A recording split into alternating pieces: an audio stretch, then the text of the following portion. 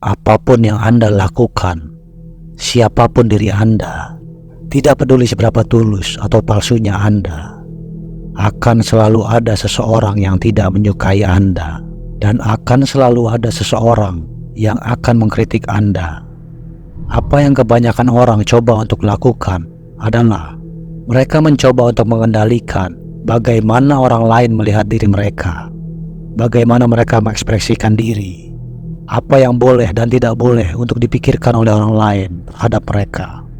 Apa sih salahnya memberikan orang kebebasan untuk berpikir apapun tentang Anda?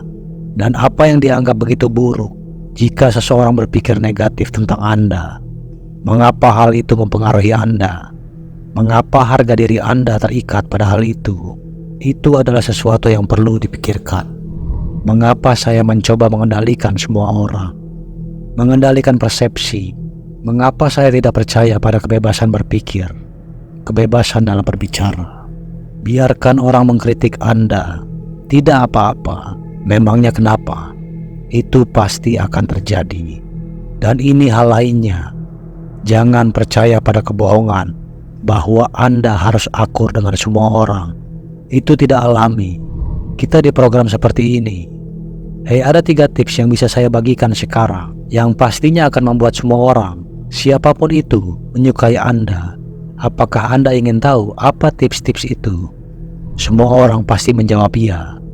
Tidak. Biarkan orang lain juga tidak menyukai Anda. Dan sadari bahwa ada yang namanya kecocokan alami. Baik dalam hubungan romantis, persahabatan, keluarga, dengan siapapun. Ada beberapa orang yang kita langsung cocok dan ada yang tidak. Dan hanya karena Anda tidak cocok dengan seseorang, bukan berarti mereka adalah orang yang buruk atau inferior. Itu hanya berarti bahwa mereka berbeda. Dan itulah yang harus dipahami. Kita semua setara, tapi kita semua berbeda. Tidak jadi masalah jika orang berpikir negatif tentang Anda. Itu tidak akan melukai harga diri Anda. Dan sekarang, bagaimana caranya kita keluar dari perasaan tersinggung itu? Pertama, dengan menyadari untuk diri Anda sendiri siapa diri Anda sebenarnya dan seberapa bernilainya diri Anda. Mengenali sepenuhnya siapa diri Anda pada inti yang terdalam. Seperti contoh rambut biru. Misalnya Anda tidak memiliki rambut biru, lalu saya mendatangi Anda dan berkata, "Saya benci rambut biru Anda." Apakah Anda akan tersinggung? Tidak, Anda tidak akan tersinggung. Karena Anda tahu dengan benar bahwa Anda tidak memiliki rambut biru. Hal yang sama berlaku untuk apa yang orang lain pikirkan tentang Anda. Anda tidak cukup baik. Tidak, saya tahu saya cukup baik. Anda tidak akan tersinggung. Mungkin beberapa dari Anda berpikir, tapi itu kan atribut fisik. Bagaimana jika itu menyangkut hal-hal yang memang benar? Seperti di saat orang berkata bahwa Anda tidak becus dalam hal ini atau itu. Jika memang seperti itu, mengapa Anda percaya bahwa hal-hal tersebut adalah benar? Mengapa Anda membiarkan orang lain menentukan nilai diri Anda? Mengapa Anda selalu mencari penilaian dari luar? Media sosial juga melakukan hal ini. YouTube juga melakukan hal ini. Apapun masalah yang kita hadapi, hal pertama yang kita lakukan adalah mengambil ponsel dan mencari di YouTube atau Google bagaimana cara memperbaiki ini, bagaimana cara melakukan ini atau itu. Kita selalu mencari jawaban dari luar. Sebelum mencari jawaban dari luar, kebiasaan kecil ini bisa membuat perubahan yang besar. Tanyakan pada diri Anda sendiri, jika saya tidak melihat ke YouTube atau Google, jika tidak ada orang yang memberi saya jawaban, jawaban saya sendiri akan seperti apa?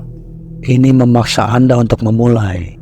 Sekali lagi, menciptakan rasa otoritas atas diri Anda sendiri dan rasa percaya diri atas diri Anda sendiri, dan benar-benar menghargai pendapat Anda sendiri. Bagaimana perasaan Anda tentang diri Anda sendiri, dan tidak penting apa yang orang lain pikirkan. Bisa saja ada 100 orang yang berkata, Anda buruk, Anda payah, Anda tidak becus. Mereka tidak mengenal Anda, hanya Anda yang tahu diri Anda. Jadi mengapa mereka punya hak bicara dalam hal ini? Itu semua hanyalah proyeksi dan spekulasi. Jawaban singkatnya adalah, jadi siapa diri saya? Apa yang saya tahu tentang diri saya sendiri? Tapi Anda harus menggali lebih dalam dari itu. Karena siapapun yang Anda pikirkan, diri Anda yang sekarang sebagian besar telah dikondisikan. Jika Anda telah mencari secara eksternal, setelah sekian lama, dibentuk oleh sekian banyak tahun, umpan balik secara eksternal. Ini juga salah satu alasan mengapa melepaskan diri menjadi begitu kuat. Karena ini tentang menyelami ke inti dari diri kita dan bertanya, siapa saya sebenarnya? Bagaimana sebenarnya perasaan saya tentang diri saya? Dan bisakah saya melepaskan harga diri saya dari hal-hal yang sifatnya eksternal? Dan ini bukan hanya soal persetujuan, tetapi mengenai hal apapun. Hal yang sama juga berlaku dengan kesuksesan. Bagi siapa saja yang sedang berada di jalan menuju perbaikan diri atau bisnis, ketahui bahwa ini bukanlah perjalanan yang meningkat secara garis lurus. Anda akan bergerak naik turun, dan di dalam prosesnya, lama-kelamaan akan mengalami peningkatan. Tetapi akan selalu ada kegagalan. Anda akan kelelahan, dan banyak hal yang bisa runtuh secara seketika. Jika Anda mencoba menemukan diri Anda di dalam persetujuan orang lain, Anda akan selalu berada di bawah kekuasaan persetujuan mereka. Dan yang akan Anda sadari adalah tingkat harga diri Anda akan terus berfluktuasi. Suatu hari Anda merasa baik, keesokan harinya Anda merasa buruk.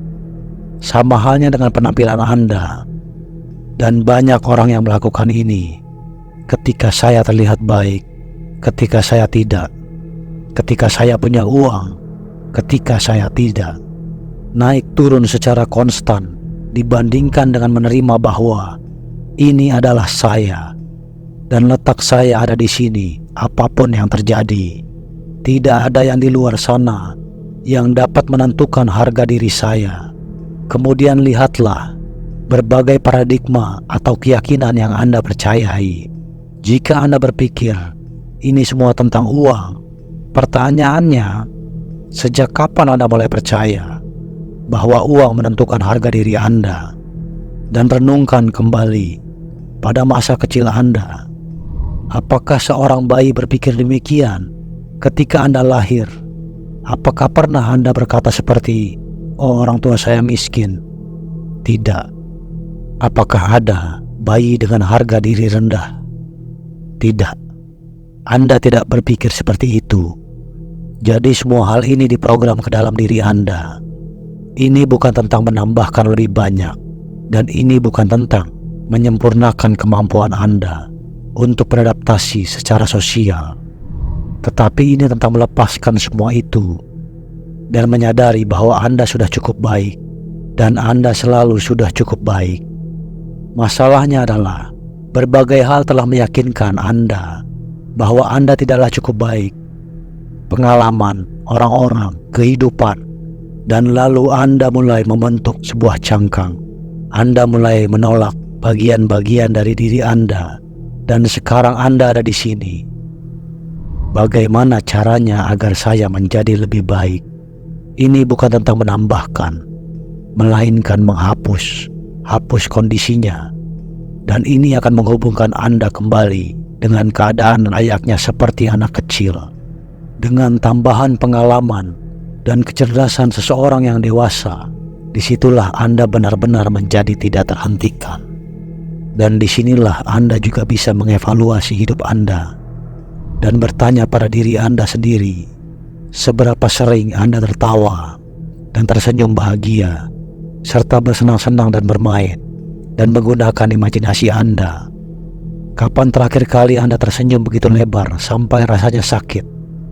Bagi banyak orang, mereka tidak bisa mengingatnya. Mereka akan bilang, oh mungkin sebulan sekali, atau 2 bulan sekali. Ada apa dengan itu? Kapan hidup mulai terasa seberat dan seserius ini? Kapan Anda mulai terlalu peduli dengan setiap hal kecil dan menyadari betapa melelahkannya energi yang terkuras dari diri Anda saat Anda melakukannya? Begitu juga dengan pekerjaan. Kapan pekerjaan mulai terasa seberat dan seserius ini? Kapan terakhir kali Anda tertawa sendiri di depan komputer Anda? Ini bukan tentang pekerjaannya, melainkan tentang hubungan Anda dengan pekerjaan tersebut. Dan tidak peduli seberapa sehat hubungan tersebut, manusia tetaplah manusia. Ada kalanya Anda tidak akan merasa terinspirasi dalam menjalani tujuan Anda. Namun bedanya, menjalani tujuan Anda adalah kunci. Tapi Anda masih akan mengalami hari baik dan buruk.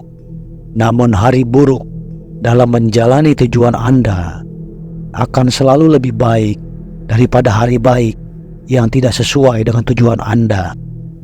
Namun hal ini membawa kita ke hal lain terkait dengan tujuan hidup, yaitu ada dua aturan utama untuk menjalani hidup yang sukses. Pertama, temukan apa yang Anda cintai.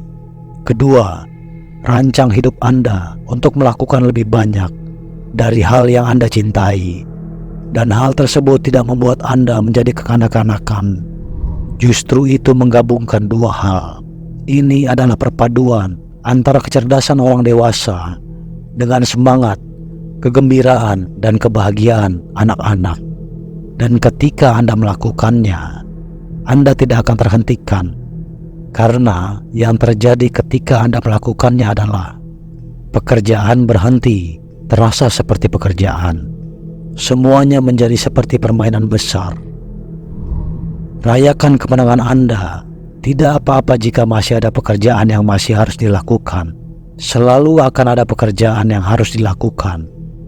Tapi rayakan kemenangan Anda. Miliki tujuan besar, tujuan yang sangat besar. Jangan bermain kecil, besar. Tujuan yang luar biasa besar. Tetapi rayakan setiap kemenangan kecil di sepanjang jalan. Tidak peduli sekecil apapun. Itulah saatnya Anda mulai mengendarai momentum itu. Dan jangan memainkan permainan perbandingan. Jangan bandingkan diri Anda dengan orang lain. Karena Anda memiliki petualangan hidup Anda sendiri.